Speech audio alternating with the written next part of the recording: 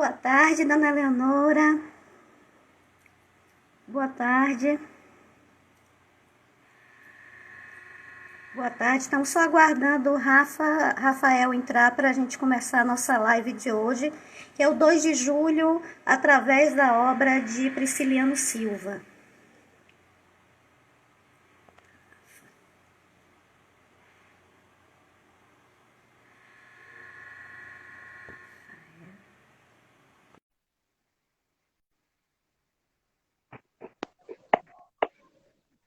Boa tarde, Rafael. Seja bem-vindo ao Museu Carlos Costa Pinto e a todos que estão nos acompanhando agora.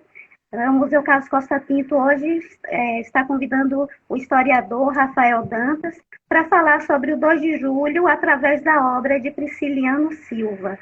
Para quem não sabe, o Museu Carlos Costa Pinto, situado no Corredor da Vitória, aqui em Salvador, Bahia, possui um dos maiores acervos desse grande mestre baiano, Prisciliano Silva.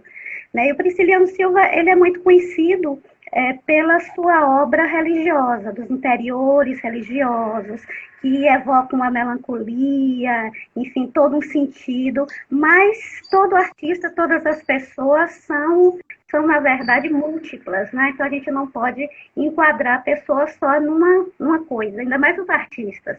E Prisciliano foi jovem, a gente às vezes só vê aquela fotografia, né, Rafa?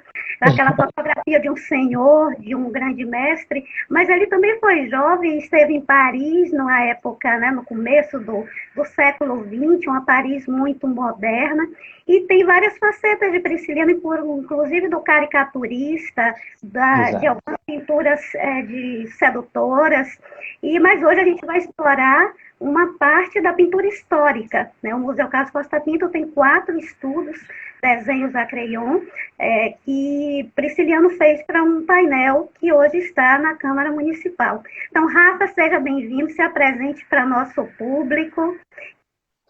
Simone, está me ouvindo e me vendo bem, não é?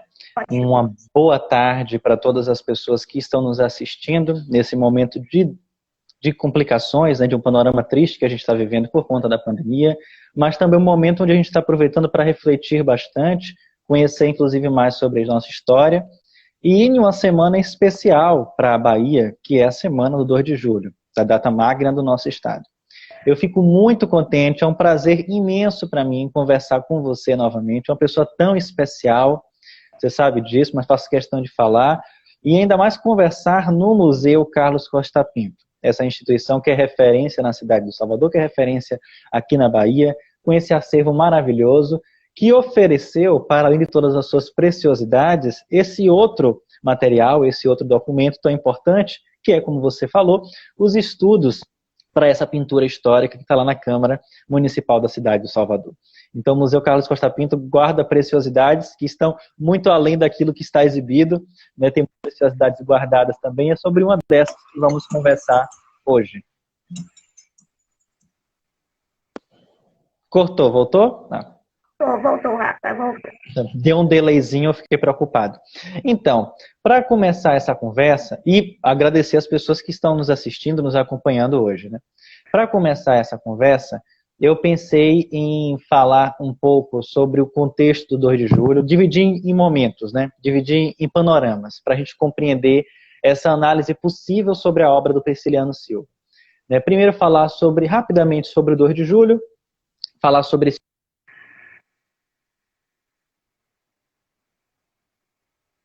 Rafa, teve um pequeno delay, tá recarregando, gente. Então, vamos aguardar. Enquanto ele está se reconectando, a gente, só lembrando para quem entrou depois, que a gente está fazendo hoje essa live sobre o 2 de julho, a partir da obra de Prisciliano Silva, né? O Museu Carlos,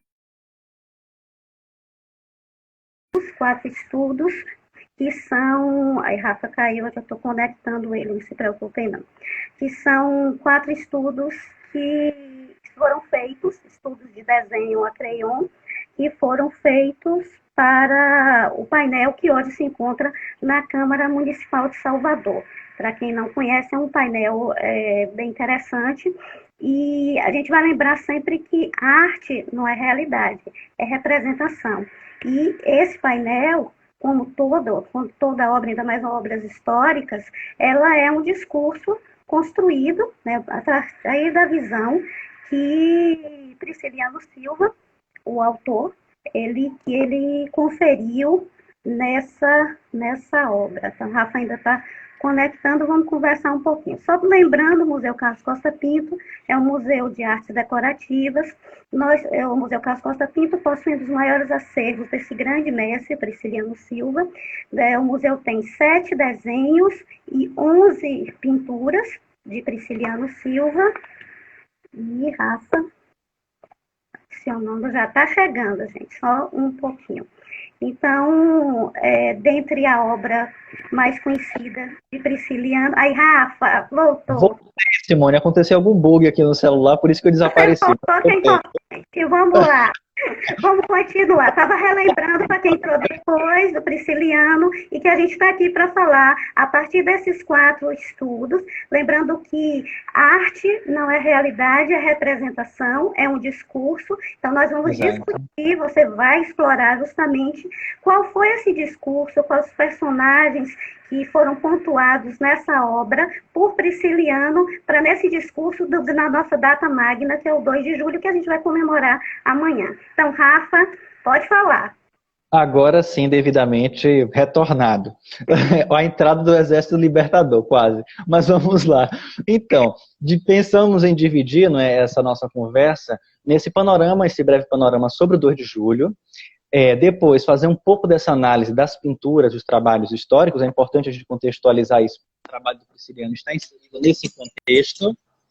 E no segundo momento, analisar os propriamente ditos desenhos, os trabalhos do Prisciliano Silva. Né? Tanto os desenhos que estão no Museu Carlos Costa Pinto, como a pintura, a grandiosa pintura que está na Câmara Municipal da cidade do Salvador. Então, devidamente, vamos começar. Quando a gente fala sobre o 2 de julho, a gente sempre tem que ter em mente a diversidade dos contextos na primeira metade do século XIX. Isso é algo muito presente naquelas tensões, isso desde a primeira metade do século. A gente não pode esquecer de alguns fatores importantes. A saída da família real no início do século XIX, o desembarque aqui na Bahia, depois vai para o Rio de Janeiro, todos os conflitos existentes no panorama brasileiro e tal, o panorama de tensões políticas que estava presente também no Porto, lá em Portugal, né, que inclusive vai forçar a retornada do Dom João VI para Lisboa, né, para a capital, para a metrópole, enquanto aqui no Brasil quem vai ficar é o príncipe, o Dom Pedro I. Né, então essas insatisfações, essas realidades de tensões nesse panorama, no que toca ao social, né, isso envolvendo evidentemente o contexto econômico, também político, está presente nessas 2 primeiras décadas. Dando um saltozinho, porque esse não vai ser o tema principal da nossa conversa, e quando a gente começa a falar, o tempo voa, né, Simone? A gente tem que pontuar que o 7 de setembro de 1822, apesar de ter sua enorme importância no cenário histórico, como a data de independência do Brasil, não significou, isso não é nenhuma novidade, a saída dos portugueses do território brasileiro, das outras províncias, daquilo que vai se tornar o território brasileiro nesse momento. Principalmente aqui na Bahia e em outros lugares do Nordeste, né, os portugueses estavam presentes. Né? Inclusive, chega um momento, nos anos de 1823, especialmente, que os portugueses vão tomar essa realidade da cidade de Salvador, né, só saindo no cenário do 2 de julho. Então, enquanto o 7 de setembro de 22 representa algo muito mais em um sentido institucional, alegórico, político, dos acordos daquele momento, né, das cartas que foram assinadas e tal, das correspondências que ilustravam muito bem aquele contexto, o 2 de julho teve uma inserção literalmente popular, né, composta pelos baianos, pelo povo do recôncavo, pelos negros, por escravizados naquele período, por brancos, por senhores de engenhos, por comerciantes e tal. Todo um contexto de diversidade que mostra um pouco desse momento de 1821, 1822 e 1823. Salvador e recôncavo. E isso, quando eu falo sobre o 2 de julho, né, nesses anos, me deixa muito contente, porque mostra essa riqueza e a importância do ponto de vista histórico dessa data, não só para a Bahia, como também para o Brasil. Então, os anos de 1822 foram marcados por diversos momentos de tensão entre os portugueses que aqui estavam, sendo acentuado pelas decisões de Portugal, que de uma forma ou de outra mostraram a tentativa de impor uma decisão política entre o meio baiano, principalmente com as trocas dos comandantes do exército. Esse contexto vai marcar principalmente o ano de 1822 e todos os cenários de tensões entre portugueses e baianos nos meses seguintes, especialmente no final de 1822 e 1823. Para além de Salvador, como eu já falei, a cidade de Santo Amaro e principalmente de Cachoeira saem na frente do ponto de vista político de decisão e também de organização entre as forças, entre os agentes daquele panorama social, no sentido de um protagonismo no que toca a decisão. Cachoeira, como a gente sabe, no ano anterior já sai com essa autonomia, com esse papel político de impacto. Entrando em 1823, o cenário no que toca a realidade de Salvador, seus entornos e a região do Recôncavo já é marcado por um panorama de conflitos, de tensões e também de mortes. A gente não pode esquecer isso. Evidentemente que alguns confrontos e algumas batalhas vão se destacar nesse momento. A exemplo da Batalha de Pirajá e tal, que o nosso mestre Caribé maravilhosamente ilustrou naquele painel lindo que mostra a Batalha de Pirajá. Só apaixonado por aquele painel. Mas outros confrontos, outras tensões e negociações, esse é um ponto interessante, marcaram todo esse contexto. Então, esse envolvimento, essa participação das pessoas é algo que a gente tem que ter em mente nesse momento, por isso que eu estou falando sobre 2 de julho, para a gente analisar os trabalhos em desenhos e o painel do Prisciliano que está na Câmara Municipal. Outro ponto interessante, Simone, eu estou falando demais, se você quiser me interromper, fique à vontade, viu? Pode contribuir. Qualquer pergunta eu estou anotando aqui, depois não interrompa seu discurso, não. Tá certo. Outro ponto interessante, já saindo do panorama do 2 de julho, e depois eu vou voltar só para fazer uma observação em diálogo com os estudos existentes, principalmente do professor João José Reis e do professor Hendrik Craig, que vai falar sobre a independência, a festa do 2 de julho, é a questão da comemoração, do festejo. E logo em seguida, logo no 2 de julho de 1823, que marca essa entrada do Exército Libertador na cidade de Salvador, só fazendo a lembrança... Exatamente, que é o nosso tema do painel. Só lembrando que a cidade ficou sitiada, os brasileiros fecharam a cidade de Salvador, impedindo a entrada de víveres, o que de uma forma ou de outra é um ponto determinante também nesse contexto da saída dos portugueses meses depois. Então, quando as tropas libertadoras adentram na cidade de Salvador, passando pela Estrada das Boiadas, onde inclusive passava o alimento que vinha para a cidade de Salvador, que depois vai se tornar a Estrada da Liberdade, quando essas tropas libertadoras caminham, fazem esse percurso, já tem uma comemoração, já tem uma festa, ela já é recebida com a festa. Isso, pelo menos, é o que mostra alguns estudos e algumas descrições. Essa comemoração vai ser reavivada, vai ser retratada de diferentes formas ao longo do tempo. No século XIX, no ano de 1830, ou seja, posterior, vamos ter um trabalho assinado pelo Bento Capinã, que vai retratar essa entrada do Exército Libertador na cidade do Salvador, provavelmente, o que a gente já acredita, passando em frente ao convento da Soledade. E toda aquela armação, aquele arco do triunfo que é feito com flores para marcar a entrada dos combatentes, à frente os generais que estavam comandando essa situação. O Arco do Triunfo, como a Simone muito bem sabe, tem toda uma relevância no cenário histórico, e isso desde a antiguidade. Antes dos Arcos dos Triunfos, tínhamos outras formas arquitetônicas, monumentais, que marcavam também, ou no sentido político, ou no sentido religioso, datas importantes, feitos importantes, pórticos, entradas, ou mesmo os arcos já na época clássica. E esses arcos passaram por diversas alterações e continuaram na história. Então o arco tem um poder simbólico, tem um impacto, uma carga simbólica, que é presente ao longo de toda a história, que está presente em suas devidas proporções também nesse cenário. E são as freiras, é o que a gente acredita, da Soledade, ou então com a ajuda de outras personagens religiosas, que ajudam na confecção desse arco. Provavelmente não seria absurdo afirmar que outras pessoas, cidadãos comuns, habitantes daquele contexto, também participaram dessas elaborações no que toca à parte festiva. O próprio Hendrik Craig, em determinada passagem do seu livro, vai fazer uma afirmação e uma análise preliminar sobre esse momento. Então, Bento Capinan faz esse trabalho em 1830, no século XIX, para retratar esse contexto. Mas aí, a gente sai dessa panorama do 2 de julho, dos festejos, e vai para a questão das pinturas históricas, dos desenhos, com essa temática de festa, de retratar um momento de importância para a nação. Todo o trabalho iconográfico, toda a pintura, toda a gravura, todo o desenho, toda a fotografia, filme, etc., o visual está carregado de intenções. Não só eu que estou olhando, Simone que está olhando, vocês que estão olhando, mas também a pessoa que está gravando, que está fazendo aquele material, constrói, evidentemente, todo um cenário. Tem toda uma intenção por trás disso. E essa intenção, evidentemente, que dialoga com o contexto em que esse artista está vivendo, com esse projeto de nação que está presente naquele momento.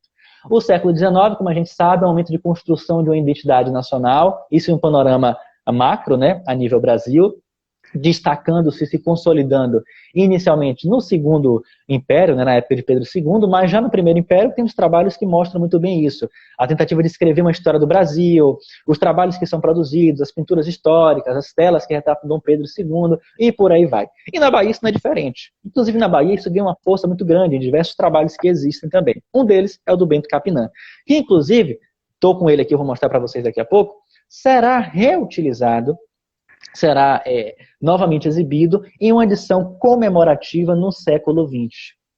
E é com base nesse trabalho do Bento Capinan que o nosso personagem em questão, o nosso artista em questão, o Preciliano Silva, que a Simone muito bem pontuou, esse artista maravilhoso que ficou consagrado por conta das pinturas das igrejas, dos interiores das igrejas, mas que também tem outras produções maravilhosas, tem inclusive uma dissertação disponível online para quem tem interesse, que mostra um pouquinho desse panorama, utiliza como base, mas não só isso.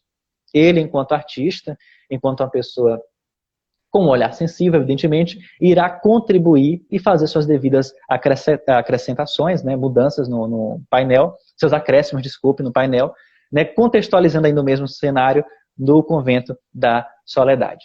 Então, deixa eu mostrar aqui para vocês, primeiro, o painel, né, o trabalho do Capinan. Esse painel já é descrito em diversos trabalhos, entre um dos trabalhos do Hendrick, entre outros estudiosos. Lembrando que em uma das dissertações, depois eu vou postar no Instagram para quem tem interesse e conversar com a Simone, por uma questão de erro, coloca o Convento da Lapa, mas não é da Lapa, é o Convento da Soledade. Então, feito a devida observação, vamos aqui ao trabalho. Essa aqui é a obra do Bento Capinan. Vocês estão conseguindo ver direitinho? Tá, dá para ver, Rafa. Pronto. A imagem já não ajuda, até por conta da idade e tal. Ela está no Instituto Geográfico Histórico da Bahia. Ela, inclusive, foi restaurada há pouco tempo. Eu vi essa notícia em algum lugar. E tem essa temática bem presente aqui. Né? Podemos dividir esse trabalho em camadas. Né? Vamos observar o que está em destaque. O que está em destaque é o arco. Né? Para celebrar essa entrada do exército, né? Essa entrada das tropas libertadoras na cidade de Salvador. Isso em 1823. Os personagens que estão retratados em um primeiro plano são os personagens em uma ótica militar. São os generais, os combatentes que aqui estão. Fartamente trajados com as roupas mais elegantes na época, ou pelo menos foi esse o olhar que o Bento Capinan colocou. Claro que quando a gente vai para a história, o contexto é um pouco diferente, na verdade muito diferente, porque o cenário do 2 de julho foi bem complexo, inclusive do ponto de vista da participação dos combatentes. Então esse glamour todo aqui, talvez não tenha um sentido histórico, mas é o que ele entendeu, né? Então essas poses do cavalo, estão vendo aqui?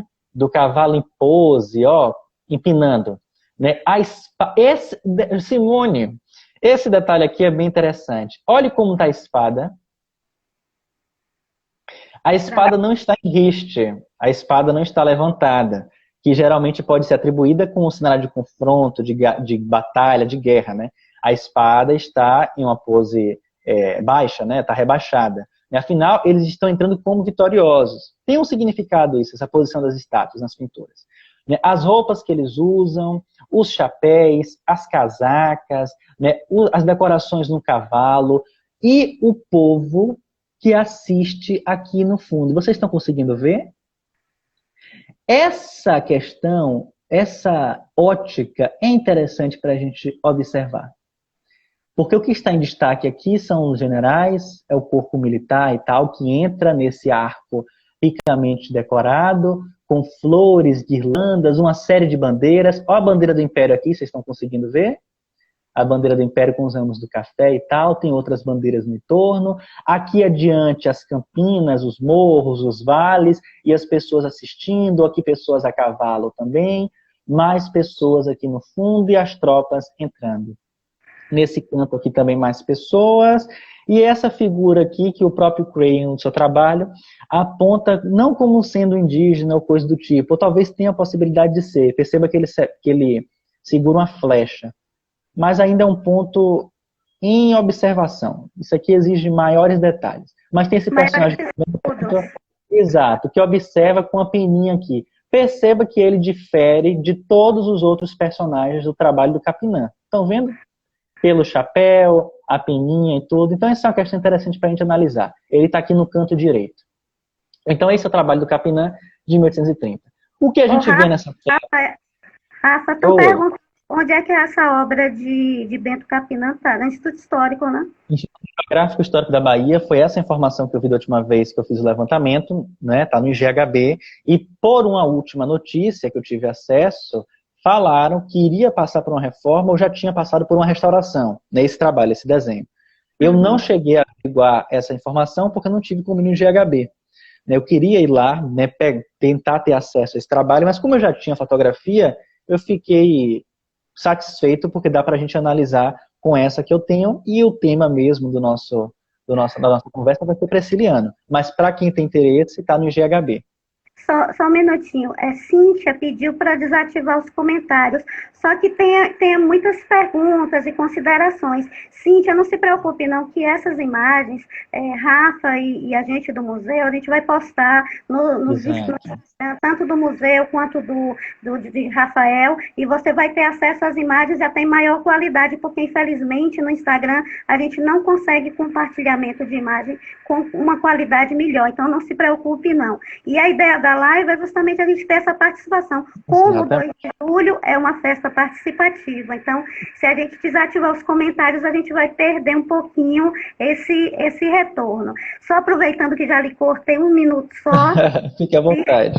Eu queria só pontuar, além da nossa diretora Bárbara, que está presente, nossos conselheiros Rosina e Henrique, que estão nos prestigiando também, e Félix Ferreira, que é guia e que sempre estava levando grupos para o museu. Félix, não se preocupe não, isso tudo vai passar e a gente vai voltar, tá certo? Então, Rafa, continue, por favor. Vamos voltar, abraço para a Bárbara, parabéns pelo trabalho, para todas as pessoas que estão nos assistindo, para Sam também está presente, o Félix é um querido, tem outras pessoas também que eu não lembrei o nome, mas eu sei que está aqui presente também. Então, nessa questão da construção da imagem do Capinã, é muito legal para a gente perceber esses panoramas, essas camadas existentes nesse trabalho do século XIX. Percebam, como eu já falei, que o enfoque nesse trabalho específico do Capinã é no sentido da ótica militar. Os personagens em destaque são os militares.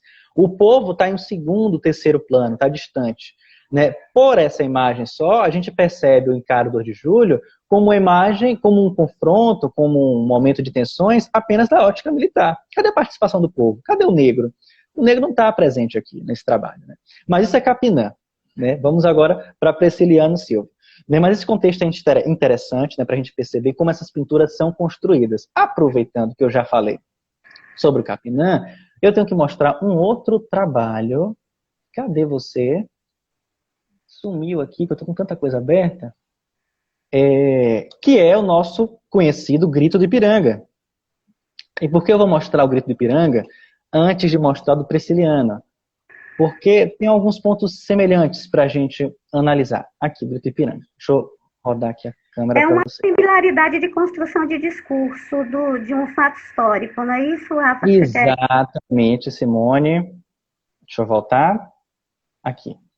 Percebam que na tela, né, que é o famoso Grito do Ipiranga, essa participação, esse enfoque no cenário dos personagens políticos de destaque ou pelo viés militar, olha, o próprio Pedro I assumindo esse lugar de destaque, enquanto o povo assiste aqui de um canto quase que assustado todo esse cenário, é um ponto interessante, aqui, dialogando com aquilo que você falou, que faz parte desse contexto de alguma dessas obras, não só no contexto do XIX, como também do século XX.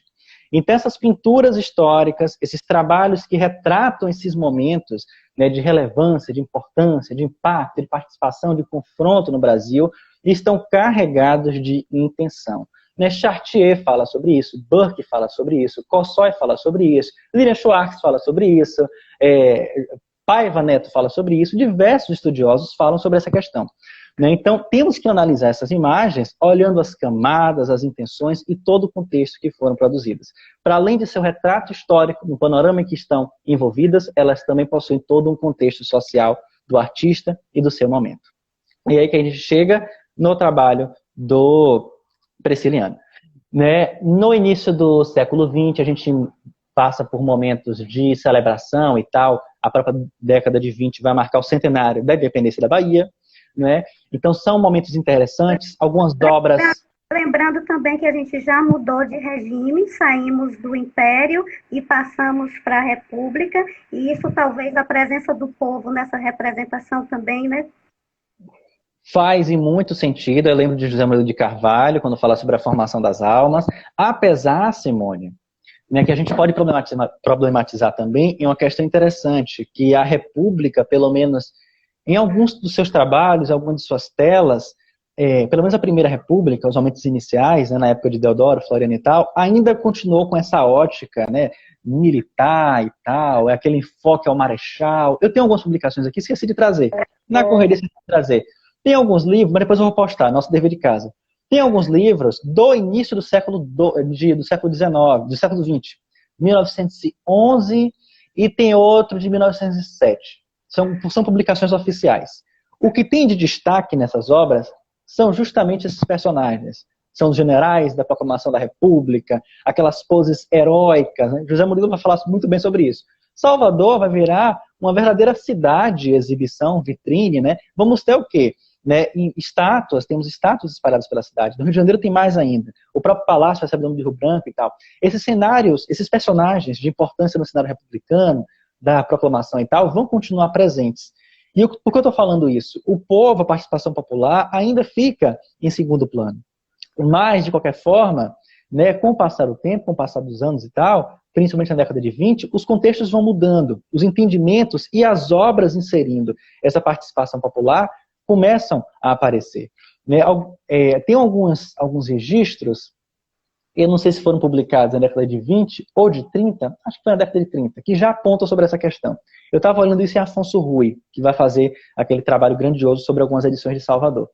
Então é nesse contexto de uma obra de encomenda, foi uma obra encomendada, né? É outra questão para a gente pontuar, não é uma obra que o artista fez por livre e espontânea vontade, é uma obra de encomenda, que o Prisciliano pinta essa tela, utilizando, como a gente já falou, o trabalho do Bento Capinã. Então eu vou começar com a tela grande e depois a gente vai para os desenhos. O que você acha? Posso? Acho ótimo.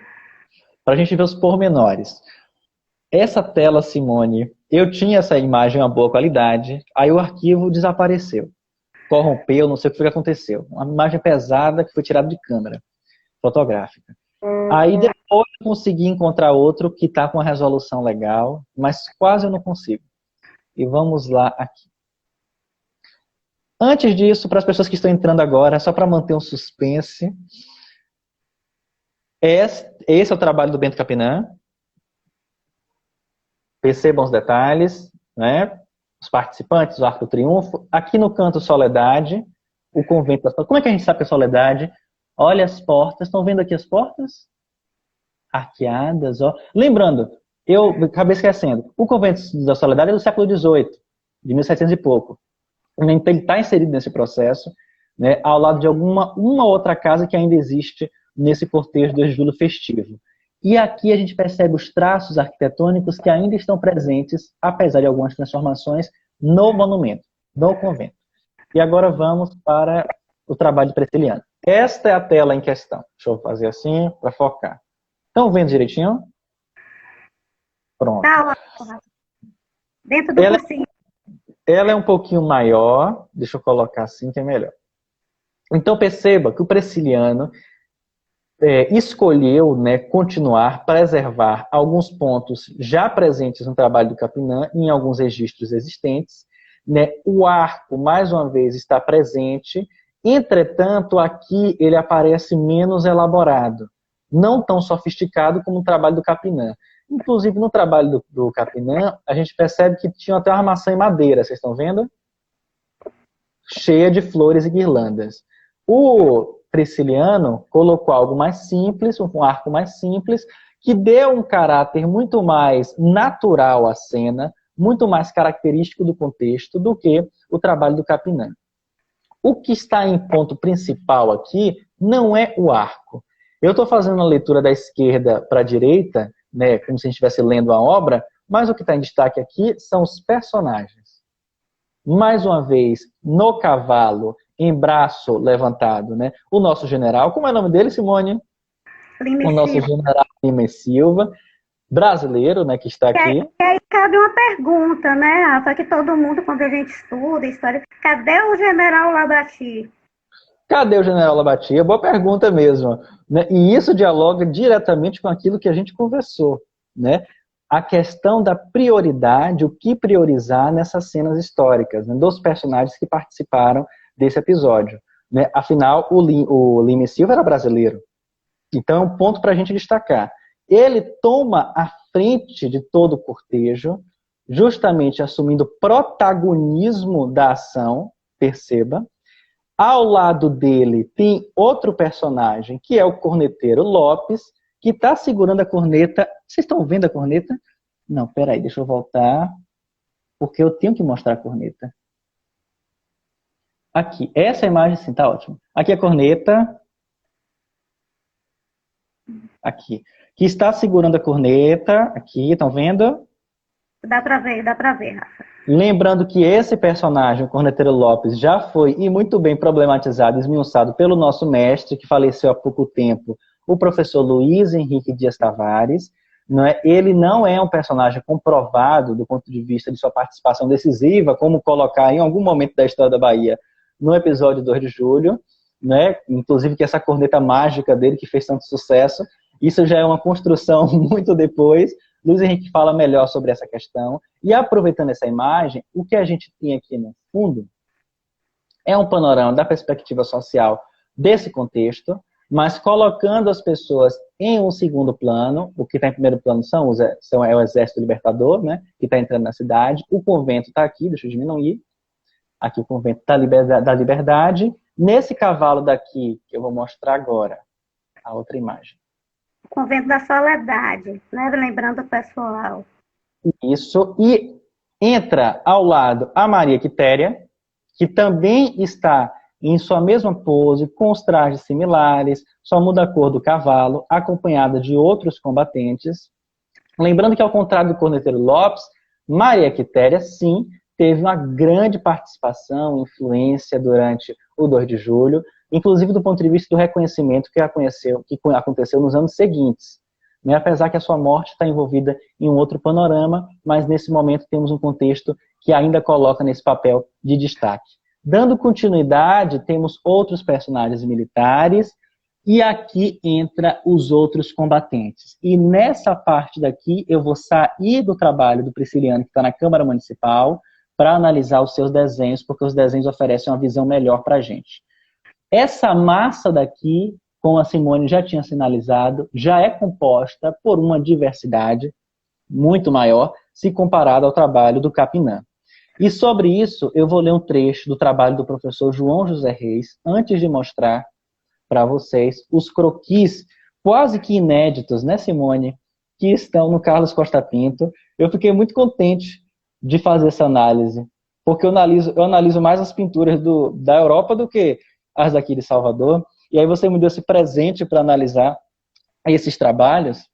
Então, João José Reis, em um dos seus trabalhos, né, ele vai falar sobre a questão das tropas de cor e tal.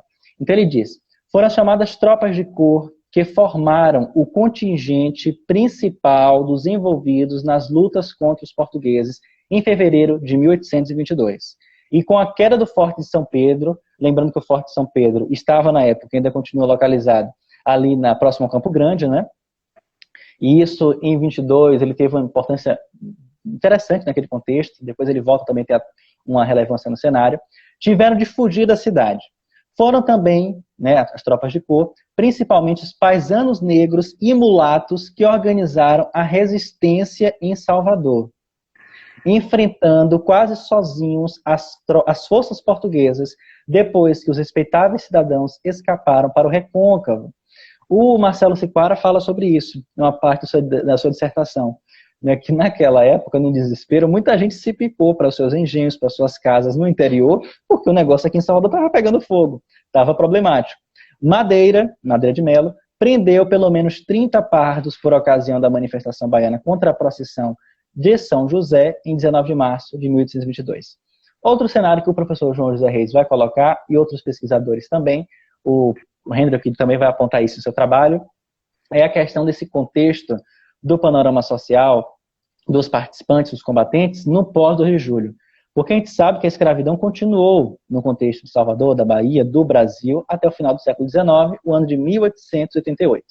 Mesmo com todas as mudanças, as leis e tal. E as elites daquela época, né, como as elites econômicas e políticas, tinham muito medo desse cenário se transformar em uma revolução do Haiti ou em alguma coisa do tipo. Né? Então, assumir o controle dessa situação, inclusive pensar de uma forma mais repressiva nos contextos dos próximos anos, marcam também esses cenários de 1824 e 1825. É um ponto interessante para a gente falar. Mas eu estou colocando esses pontos para a gente perceber a pluralidade e a diversidade dos combatentes, dos envolvidos no contexto da independência da Bahia, no 2 de julho de 1822. Então, não são só militares, não são só portugueses, não é o Labati, não é um personagem A, B ou C que vai ganhar um episódio, um momento de confrontos como esse.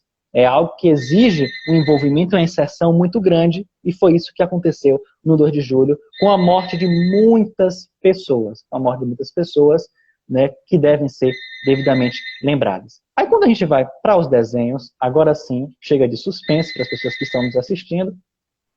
Opa, voltando para cá. Seria ótimo, Simone, se o Instagram oferecesse para a gente a possibilidade de fazer como se fosse uma apresentaçãozinha de slide, eu falando, voltar, como se fosse Zoom, né, o Microsoft Teams. Então, nos desenhos, ele faz diversos estudos aqui. Sou apaixonado por esses desenhos. São croquis, né? Aqui, que são maravilhosos, mostra com muito mais detalhe esse contexto. Na arte, né, esses movimentos, a forma como o cavalo é retratado, o braço, a ausência de espada, a espada abaixada, em pé, tudo isso tem uma representatividade, como os cavalos estão e tal. Esse outro trabalho é bem interessante, e era esse trabalho que eu queria focar com vocês. Peço, por favor, a atenção de todos, porque aqui, vamos olhar os chapéus, né? Olhe, estão vendo?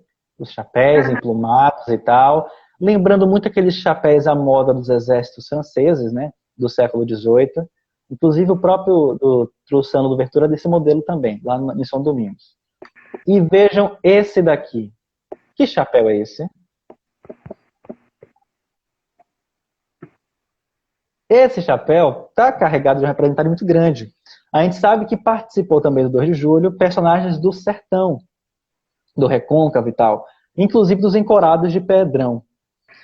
Não seria errado a gente imaginar que esse personagem poderia representar justamente esses participantes do 2 de julho. Entre outras coisas, por conta do seu tipo de chapéu que ele está usando, que é muito próximo daqueles chapéus de vaqueiro do sertão. Inclusive a espingarda, todos os seus trajes, possivelmente uma manta de couro, não temos como saber, afinal é um croquis, mas perceba que ele destoa muito dos outros soldados. Olha aqui outro também, né? Destoa muito dos outros soldados. No outro trabalho, esse sim que vai pegar o arco, né, que foi feito pelas Irmãs da Soledade e outras religiosas daquele contexto, mostra a entrada dessas tropas, dessas pessoas que participaram do cenário. Então, perceba que o Prisciliano coloca nesse contexto os participantes, né, no episódio 22 e 23, inclusive no croquis, é possível, nesse caso a gente precisaria fazer uma análise mais aprofundada na obra na Câmara Municipal, com a imagem que eu estou aqui não seria possível afirmar, mas possivelmente esse daqui seja um homem negro, se comparado com os outros. Não é? Perceba pelos outros retratados e perceba esse daqui em comparação ao outro.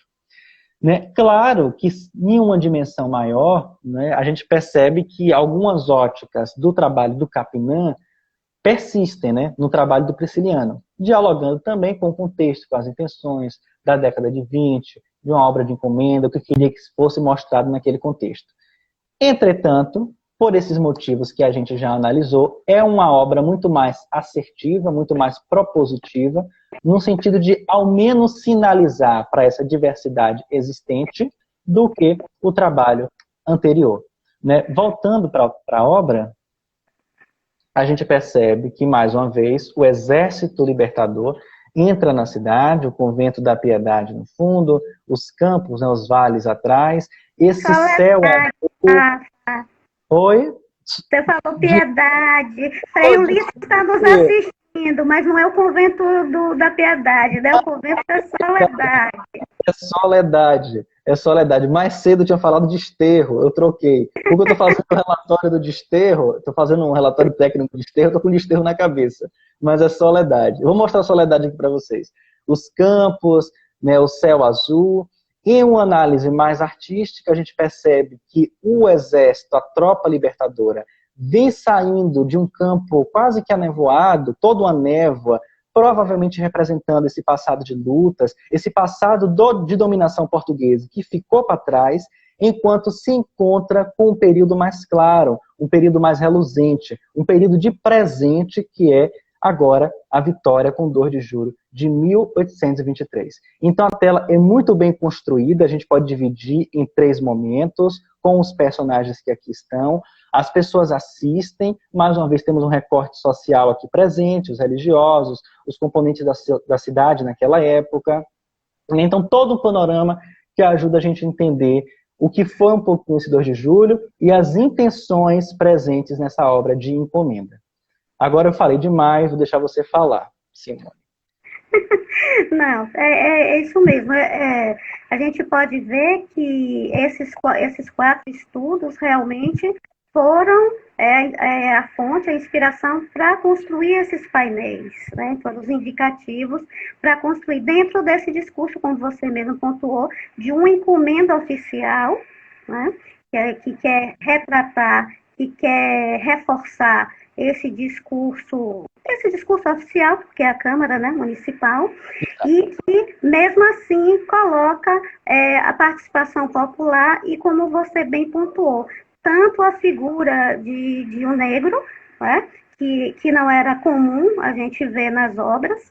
A gente tem de lembrar também que a gente já está há 100 anos, né, do fato ocorrido, então já existia a liberdade para Prisciliano fazer essa inserção. Então, e não esqueceu também a participação do sertão. É como você mesmo colocou, o grito do Ipiranga, naquele quadro maravilhoso de Pedro Américo, não é, Rafa? É clássico que a gente vê em todos os livros livros, né, didáticos que a gente estuda, e é uma referência, mas ali foi o começo. Então, isso tudo só foi consolidado pelo Brasil inteiro, por todas as províncias, através de muita luta, na verdade. E nós aqui, o grito também só saiu porque a Bahia tinha dado apoio antes, né, entre outras províncias. Mas a gente tem que falar da nossa área. Então, as próprias senhoras, Carta das Senhoras Baianas, de 1821, que é antecede esse processo todo, dando apoio à Leopoldina. Então, as mulheres também, mesmo que não estavam na frente de batalha, como Maria Quitéria, que é uma exceção, mas elas também estavam articulando. A gente tem figuras aqui, às vezes a gente não pode nominar, mas elas estavam participando do processo. Então, isso é bom a gente também... Fora Maria Quitéria, não tem nenhuma mulher no cortejo, né? Que a gente seja, pelo menos, né? E na própria história do nosso 2 de julho, é realmente a única figura que a gente pode identificar, né? E alguém perguntou alguma coisa. Sim, o Edivaldo está dando os parabéns a você, Rafa. Obrigado. Lembrando, né, que ele sempre está presente em suas lives, então é interessante a gente lembrar. Um abraço para o Brendel Willis, do Museu de Arte da Bahia, e para o Félix e a Elianora, que está assistindo também. Dona Eleonora, que é a grande frequentadora, parceira, né, de várias instituições culturais. Então, olha em breve, que maravilha. a gente vai voltar. Então, toda essa... É interessante a gente ver 4 desenhos que levam a um painel que muitas pessoas não conhecem. Então, nem os nossos desenhos, que amanhã estão em reserva técnica pela própria fragilidade do suporte, raramente eles são expostos, e o painel que está lá na câmara e muita gente passa e não...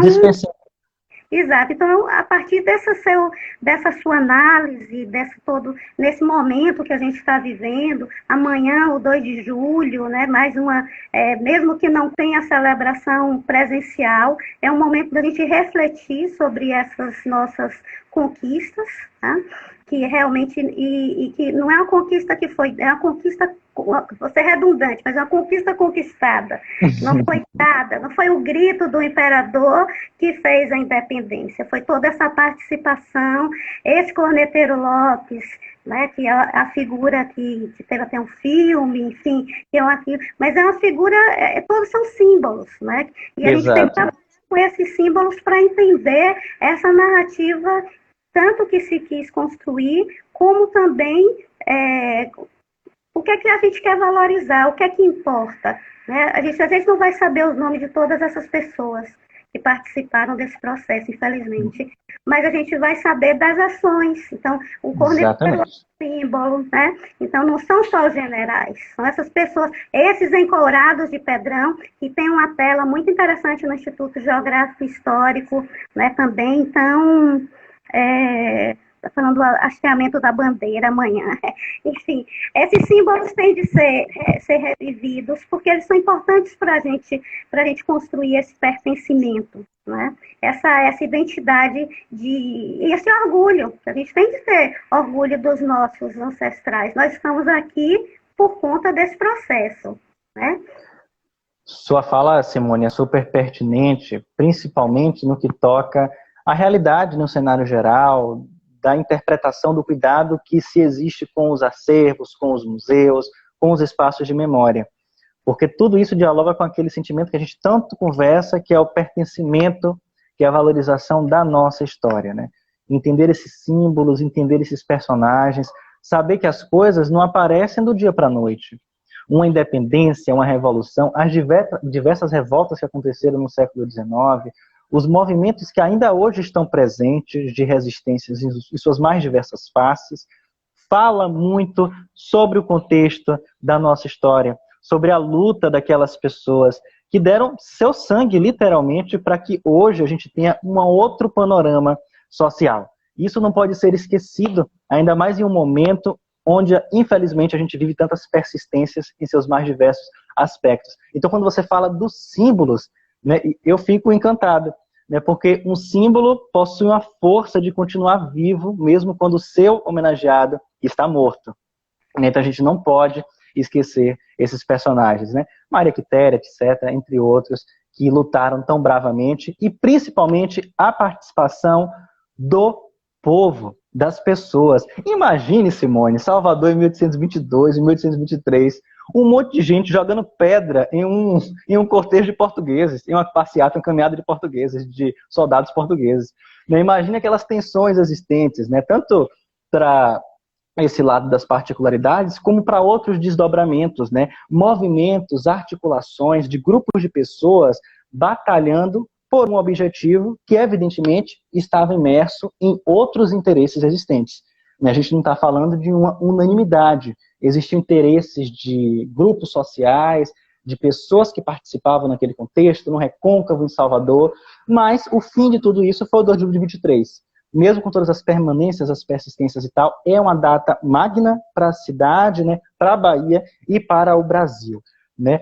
Tomara que essa palestra chegue para outros lugares do Brasil, para as pessoas conhecerem essa importância do 2 de julho e essa tela também, que é muito mais, falo isso sem nenhuma preocupação, muito mais assertiva, muito mais muito mais preocupada com essa realidade da diversidade do que o Grito de Ipiranga, né? Não excluindo a importância do Grito de Ipiranga, mas essa tela tem a sua história que a gente contou aqui. E só para reforçar, que às vezes o ângulo de análise das pessoas é um pouco diferente, a importância que os objetos têm de nos conectar com o passado e fazer com que a gente reflita sobre o processo histórico, né? E sobre nós mesmos agora, né? Essa questão da liberdade, dessa importância, essa liberdade que foi conquistada, né? Que não foi outorgada, né? Então, isso é importante a gente sempre lembrar. O 2 de julho é uma data para nós, para o Brasil inteiro, né? Que realmente é muito significativa. E como você falou, às vezes, para o cenário nacional, ela não é muito trabalhada, né? Então a gente fica só no personagem histórico do Dom Pedro, gritou, pronto, acabou, já vamos passar para outro momento histórico, daqui a pouco já estamos na Dom Pedro II, já na maioridade, pronto, acabou. Então parece que só são esses fatos que constroem a história, e a gente sabe que é o dia a dia, como essa independência foi sendo conquistada, né? Porque depois disso tudo, a gente sabe que ainda houve uma grande negociação para que ela fosse reconhecida, enfim, mas isso é assunto para outra live, né? Então, eu queria só que você desse uma finalização com relação que a gente só tem 7 minutos, para passar rápido, tá vendo? Sobre realmente essa ótica fazendo um resumo para quem entrou depois, do Bento Capinã, que é uma testemunha, né, do ocular, que faz a primeira representação conhecida, né, Rafa, do 2 de julho, até essa nossa obra do Prisciliano, que a gente está trazendo para conhecimento. Estamos aqui compartilhando os 4 desenhos que deram origem a esse painel fantástico que a gente tem à disposição na Câmara Municipal. Perfeito, né? Lembrando, antes de qualquer outra coisa, que estamos falando sobre cultura material, estamos falando sobre objetos, né, desenhos, pinturas, né, e eu tenho que puxar a sardinha para esse lado, valorizar isso, porque é minha área de estudo, não posso esquecer dessa questão, né, para as pessoas que estão nos acompanhando. Né, o Bento Capinã faz um trabalho pertinente, envolvido ao seu tempo, com seus valores, com seus contextos, com as suas ideias de representação daquilo que deveria ficar gravado para a história. É um desenho, é um modelo que vai continuar, né, presente, inclusive vai ser reutilizado no século XX, né, na década de 20 e tal, em algumas publicações, jornais, e através desse contexto, que a gente problematizou ao longo dessa live, para quem não assistiu, vai estar disponível no Museu Carlos Costa Pinto, e quando passar essa pandemia, visitem o Museu Carlos Costa Pinto, não é? Que vai ser utilizado como base pelo Prisciliano Silva, esse grande pintor, esse grande artista, que ficou muito conhecido por retratar os interiores das igrejas, mas que tem um trabalho maravilhoso, que fez também outras produções, outras telas, trabalhos lindos, inclusive essa pintura histórica, que é o seu maior trabalho, né, em dimensão, que está na Câmara Municipal da cidade de Salvador, que está carregado, inserido em uma outra perspectiva, um outro momento, trazendo esses personagens e mostrando esses pormenores do processo da independência da Bahia, aqui do Brasil, aqui na Bahia. Foi um prazer, eu não tenho noção de tempo não, estou falando aqui, foi um prazer, Simone, conversar com você. Também, Rafa, a gente agradece.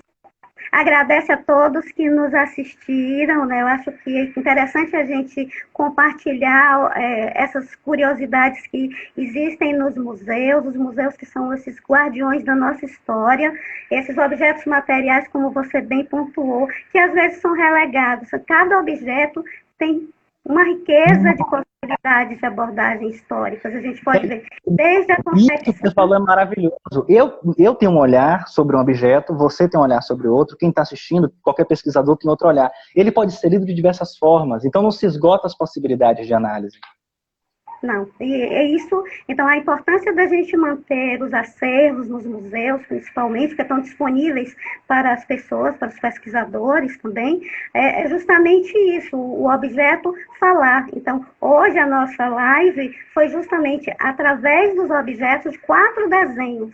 4 meros desenhos, vamos falar assim, a gente construiu, a gente pôde fazer uma análise de todo o processo de independência do Brasil, né? E da magna da Bahia, que a gente vai comemorar dentro do possível amanhã. Então, em nome do Museu Carlos Costa Pinto, queria agradecer mais uma vez a todos e a você, Rafael, que é nosso parceiro, né, por sua disponibilidade, por sua excelente explanação. Eu acho que eu não esqueci nenhuma observação que foram feitas. De qualquer forma, se vocês quiserem alguma dúvida de tudo, Rafael está disponível, estou disponibilizando você, viu, Rafael? Rafael está disponível. Aqui vocês podem fazer a pergunta. E na manhã nós vamos postar esses 4 desenhos, justamente na comemoração do 2 de julho. E aí vocês vão ver as imagens numa qualidade melhor. E Rafael também, ele sempre no Instagram dele, que vai ficar, a gente vai colocar também linkado, vocês vão poder também ver as outras imagens que ele utilizou, inclusive do Bento Capinã. Então, mais alguma coisa, Rafa? A gente só tem 3 minutos. Só agradecer por ter conversado com você, mandar um abraço mais uma vez para a Bárbara, todo mundo que está nos assistindo, né? E dar os parabéns para o Museu Carlos Costa Pinto. Né? Estamos falando de memória, estamos falando de história e estamos falando de cidadania. Um forte abraço e viva 2 de julho! Viva 2 de julho! Obrigada a todos! Tchau, gente!